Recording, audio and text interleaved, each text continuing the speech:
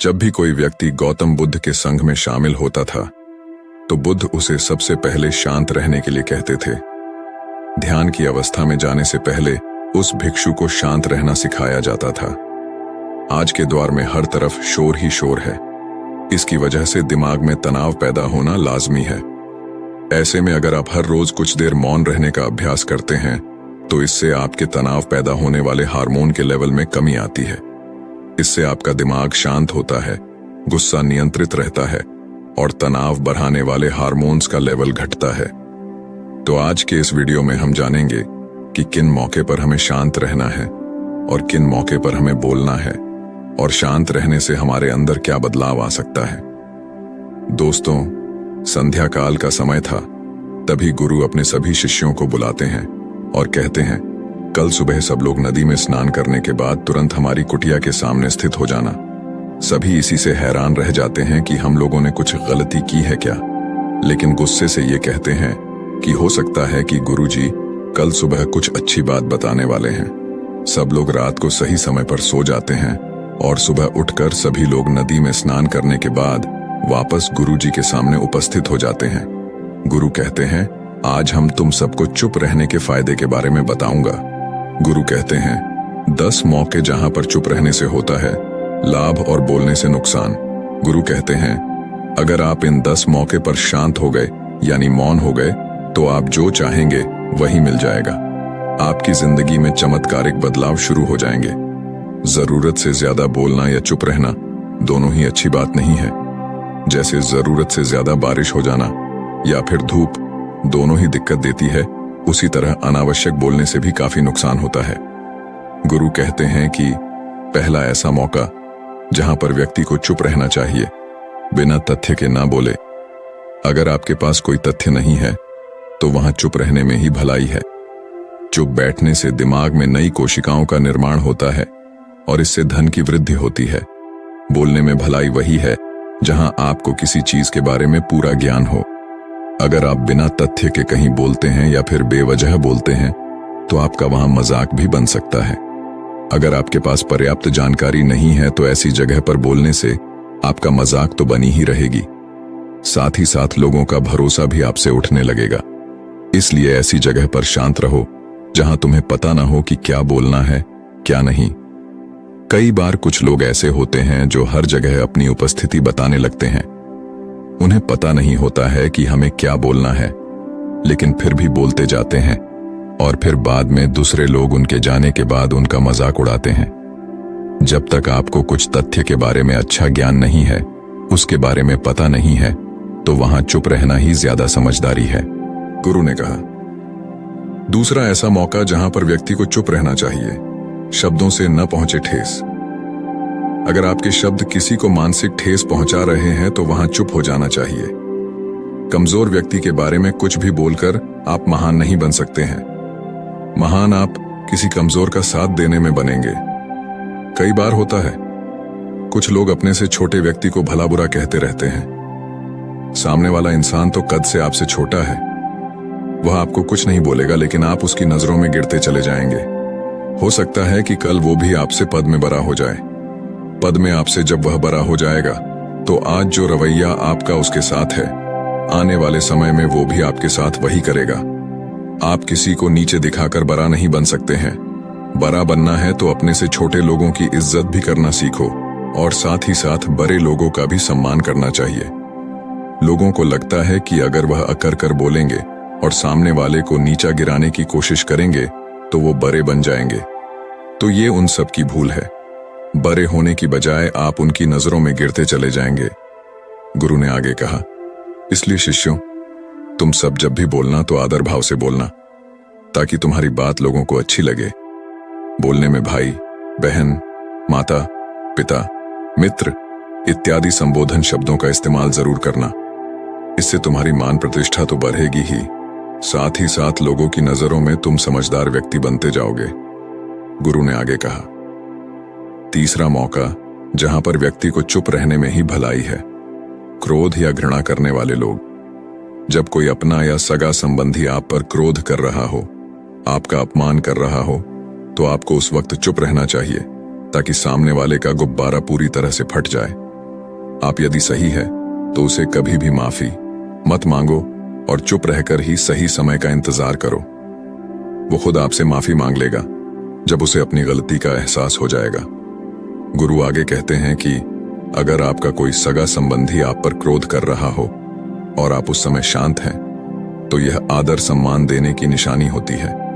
इससे न तो कोई छोटा होता है और न ही बड़ा। अगर आपको क्रोध आ रहा है तो आप या तो वहां से किसी का अनादर किए बिना चले जाएं या फिर चुप रहे। क्रोध करने से आपके रिश्ते खराब होंगे। क्रोध करने से हमेशा क्रोध करने वाले व्यक्ति का ही बुरा होता है। गुरु आगे कहते हैं कि एक बार की बात है, एक सांप जंगल से भागते हुए किसी राजा के घर में पहुंच गया। लोगों ने छेड़खानी की तो वो सांप बहुत ही गुस्सा हो गया, जिससे घर में जो तलवार परी हुई थी उसी को लपेटकर कसने लगा और धीरे धीरे उसका पूरा शरीर कट गया। ठीक उसी प्रकार हमारा गुस्सा भी हमारे शरीर को तलवार की ही भांति काटता रहता है। गुस्सा ध्यान से खत्म होता है। प्रतिदिन अगर आप ध्यान की मुद्रा में बैठे तो आपका गुस्सा आपके नियंत्रण में रहेगा। गुरु आगे कहते हैं कि ये तरीका है कि आप प्रतिदिन ध्यान का अभ्यास करें। इससे आपके शरीर में जो हार्मोन्स गुस्से को बढ़ावा देते हैं वो सब तुम्हारे नियंत्रण में रहेंगे, जिससे तुम्हारे शरीर गुस्से पर आसानी तरह से काबू पा लेगा। लेकिन एक तरीका ये भी है कि जब भी आपको गुस्सा आए तो आप ये समझने का प्रयास करें कि क्या मेरा गुस्सा जायज है या नहीं। हमें वहां पर बोलना चाहिए कि नहीं। जब आप खुद इस बात का आकलन लगा पाएंगे तो आपको खुद पता चल जाएगा कि हमें गुस्सा करना चाहिए या नहीं। फिर भी आपको गुस्सा आ रहा है तो आप वहां से हटने का प्रयास करें, वहां से दूर चले जाएं। धीरे धीरे समय के साथ आपका दिमाग शांत हो जाएगा। गुरु ने कहा, चौथा, ऐसा मौका जहां पर इंसान को बहुत ही समझदारी के साथ काम लेना चाहिए, वहां पर आपको चुप ही रहना चाहिए। जहां पर उस मुद्दे से आपका कोई संबंध ना हो। अगर आपका किसी मुद्दे से कोई संबंध ना हो तो वहां आपका चुप रहना बनता है। बिना किसी वजह अगर आप दूसरे के मुद्दे पर बोलेंगे तो ये आपके लिए अनिष्टकारी होगा। इसमें केवल और केवल आपका ही नुकसान है। जल्द ही आप कहीं भी किसी दो लोगों के बीच हो रहे विवाद में जल्दी अपनी टांग न डालें। अगर सामने वाला आपको बुला रहा है अपना झगड़ा शांत करवाने के लिए तो ही आप वहां पर जाएं। किसी की व्यक्तिगत जिंदगी में दखल अंदाजी नहीं देनी चाहिए जब तक कि वो व्यक्ति आपको नहीं बुलाता है।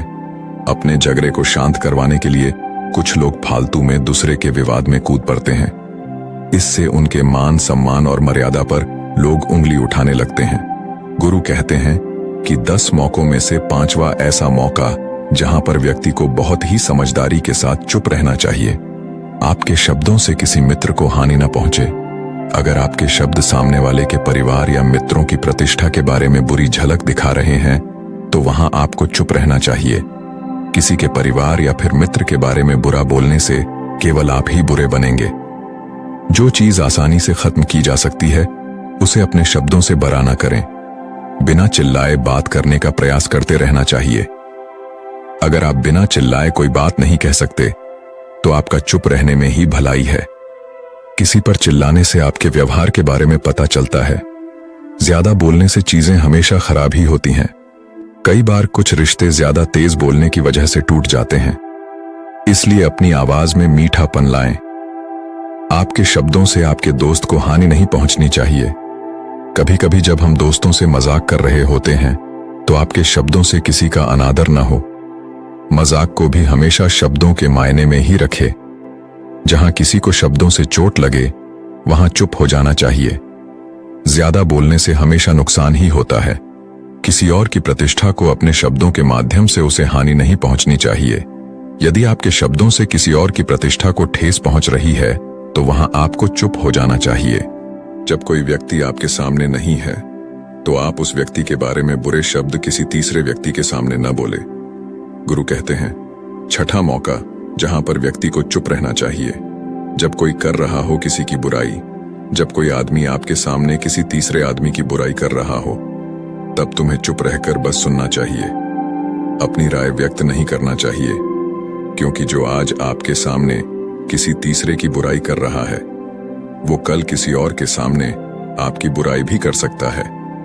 यदि आपने कुछ कहा है तो नीति शास्त्र के अनुसार जो अपने मुंह को बंद रखता है और बुद्धि से काम करता है, वही इंसान समझदार होता है। बिना जरूरत के बोलना, किसी के बारे में, किसी के बीच में बोलना, ये गलत बात है। कभी कभी हमारे लिए बुद्धिमानी इसी में होती है कि हमें अपना मुंह ऐसी जगह पर नहीं खोलना चाहिए।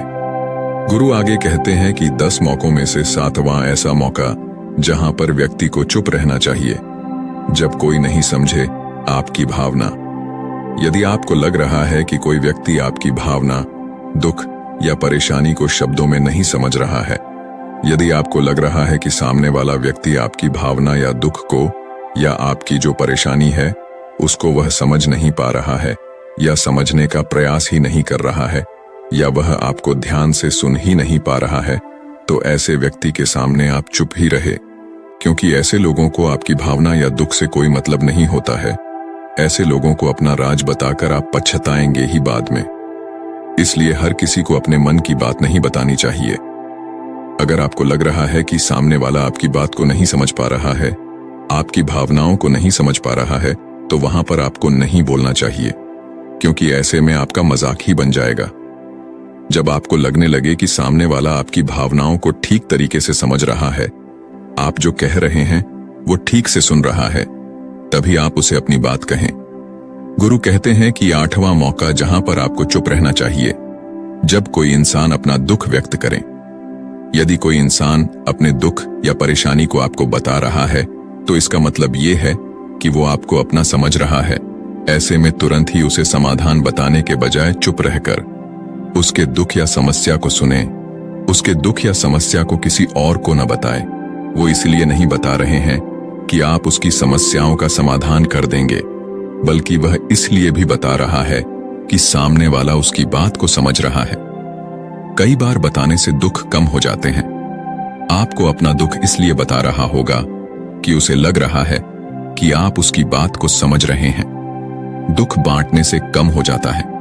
इसलिए जब कोई व्यक्ति अपना दुख आपसे व्यक्त करे, तो आप चुप मारकर उसकी बात को बहुत ही ध्यान से सुने, ताकि उसके दुख कम हो जाए, उसके मन का बोझ हल्का हो जाए, क्योंकि उसके मन में जो भी बातें थीं वो आपको सब बता दिया।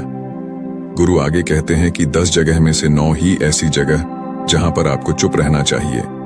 जहां पर दुष्ट प्रकृति के लोग रह रहे हो और गाली गलौज कर रहे हो, तो आप वहां पर मत जाइए। ऐसी जगह से आप चुपचाप निकल जाएं, अर्थात अपने प्रतिक्रिया दिए बिना आप वहां से चले जाएं, क्योंकि जिसकी जुबान खराब होती है, जो दुष्ट प्रकृति के लोग होते हैं, उनको आप ऐसे समय में नहीं समझा सकते हैं। जब उनका दिमाग पूरी तरह से शांत हो जाए, तभी वो आपकी बात सुनेंगे। इसलिए जहां पर दुष्ट प्रकृति के लोग आपकी बात को न मानते हो और न ही सुनते हो, तो आपको वहां पर नहीं बोलना चाहिए। गुरु कहते हैं कि 10वां ऐसा मौका जहां पर आपको शांत हो जाना चाहिए। अपनी सफलता का राज हर किसी को न बताए। कई बार होता है कि कुछ लोग जो सफलता को बहुत ही जल्दी अर्जित कर लेते हैं, वो हर जगह अपनी सफलता का ढिंडोरा पीटने लगते हैं।